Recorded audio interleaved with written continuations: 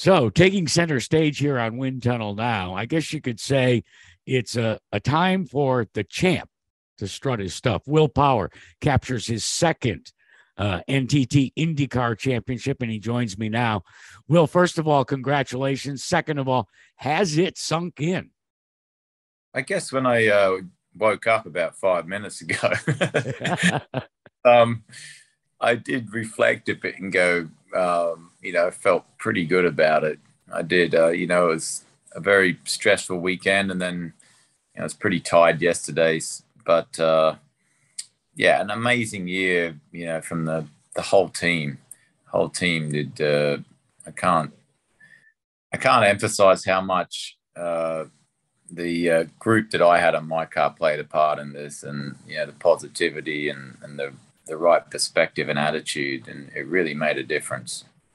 Well, you shared with the world in your champions interview on NBC the impact that a premonition by your wife, Liz, had in a conversation she had with you before the season even started. A, can you share that with us? And B, can you also maybe expand a little bit on what that did to the way you raced all year long? I will say it really gave me confidence because I have so much faith in a gut feel, because there's been a couple times where she's been dead right. Blew my mind.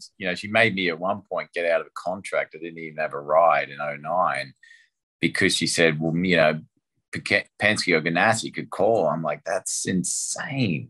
Like, they're not going to, why are they going to? And then Elliott gets arrested and Penske calls like a month later. It just blew my mind. But anyway, she said that, and it was probably in response to me being maybe a bit down, or like, man, this is going to be hard. I don't know whether I'm going to beat Mario's record, and I'm not sure I'm going to ever win a championship again. And she goes, I believe that you're going to beat Mario's record this year, and you're going to win the championship. I believe that. And she said that, and not really a premonition, but more maybe a belief. And she was right. She had a great gut feel for that. Even like in the last three races, and she's like, I'm not worried. She gets super stressed, but she says, I'm not worried. She kept saying that to me. I'm not worried. And actually kind of in the back of my mind when she said that before, she's been pretty right. And she was. Well, nobody knows you better than Liz. There's no question about that. But let me ask you this. I go back to your win in the Indianapolis 500 and the incredible eruption of emotion that you had. And we've talked about it before. In many cases, that was a period in your career where validation was so very, very important. But now at 40 something, which, oh, by the way, isn't old if you're a tree, you certainly you race for yourself and you have nothing more to accomplish. You'd already been there, done that, and got the t-shirt and the color photo.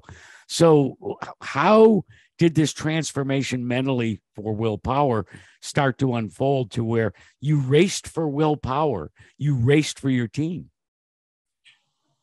I think that's just been a process of getting older and appreciating the fact that you get to do this for a living. A lot of gratitude that you kind of step back and by the time you're 40, you've seen a lot. You understand how the world works. You can see how people have it. Like a lot of people have it extremely tough. So you take a step back and go, no matter what happens in a race, the fact that I get to do this, the fact that I live the way I do, I'm just lucky, very fortunate.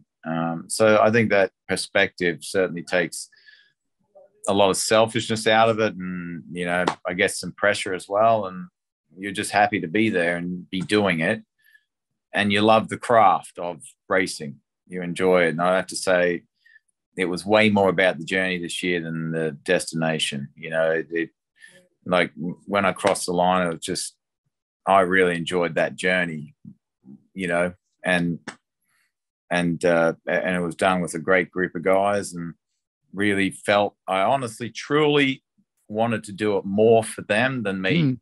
I really did, because I felt my engineer's pain, over the years, letting some of those go. And I know how much work he puts into it.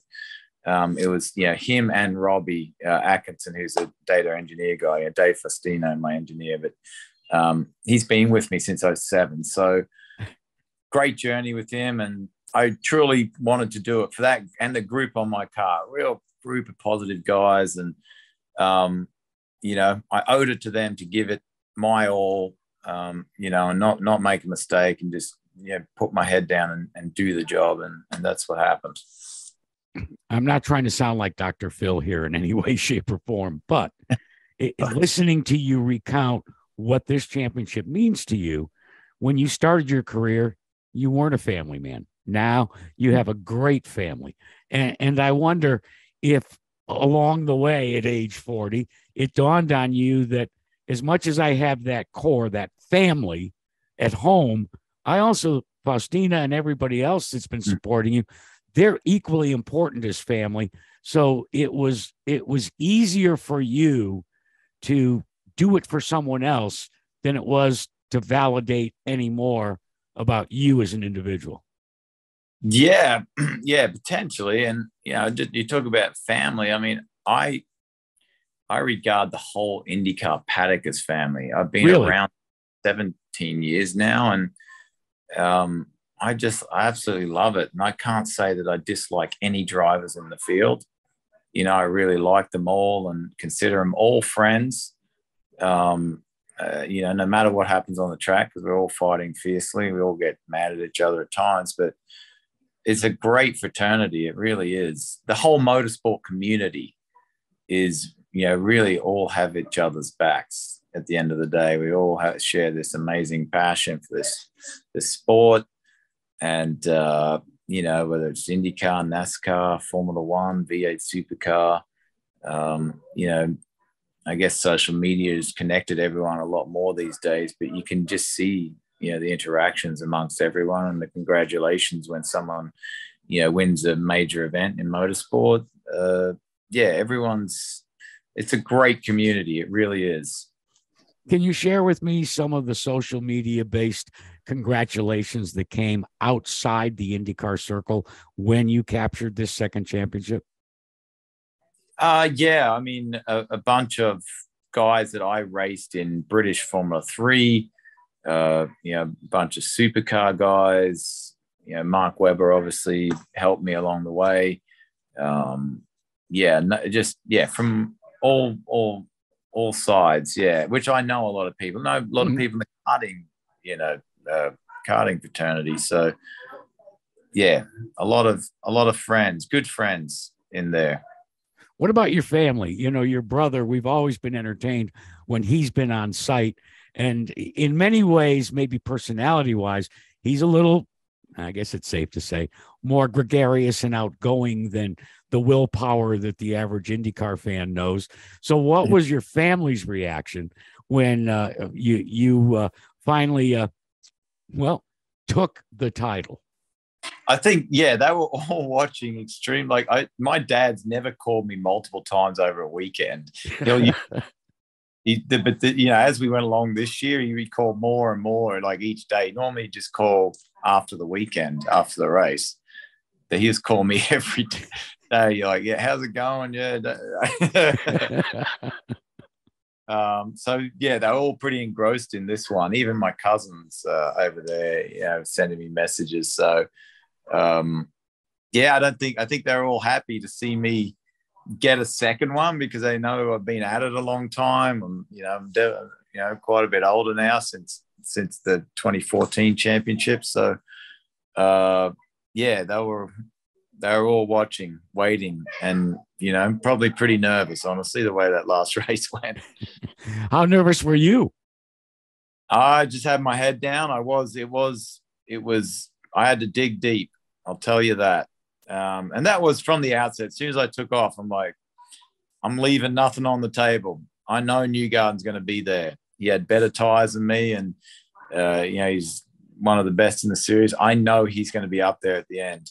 And sure enough, it goes yellow and he closed the gap. He's P5 and then he passes me. So I knew that was coming. And I had to really drive the wheels off it. Like the degradation is massive there. Like I'm telling you, massive. Like you have nothing left in those tires when you pit. So you spend many laps just fingertipping it.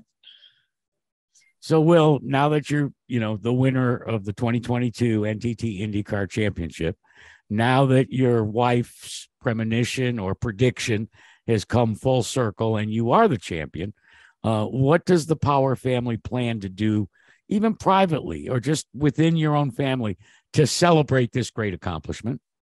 Oh, yeah, I think just being together, and all this time is celebration enough.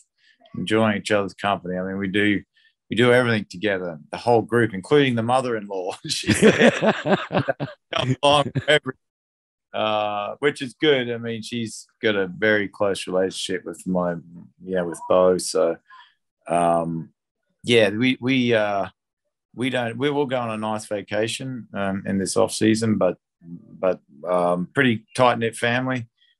And I'm going to go home to Australia as soon as I can and see my parents. I haven't seen them for 3 years, so all my brothers. So I need to get back there and reunite.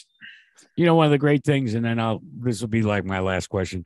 The moment when we saw you gather up your son Bo, and he's just at the age where I don't know if you realize it or not, he'll always remember that. He may not know all of the particulars now. There's a moment that you and he are going to be able to share when you're my age and he's your age. Have you thought about that? Yeah, no, I do think about that, because you obviously, when you see your little kid, you reflect back to the little memory, some of those memories you have as a kid, and you do know that there are just specific memories that stick with you forever, no matter what. And I hope some of, we do share some of those memories, but great to have my son there and in Victory Lane. Listen, congratulations, and I appreciate your carving out a little bit of time post-celebration to visit with us here on the Wind Tunnel. You take care, of my best to your entire family. Yeah, thank you, Jack. Appreciate it. Thank you.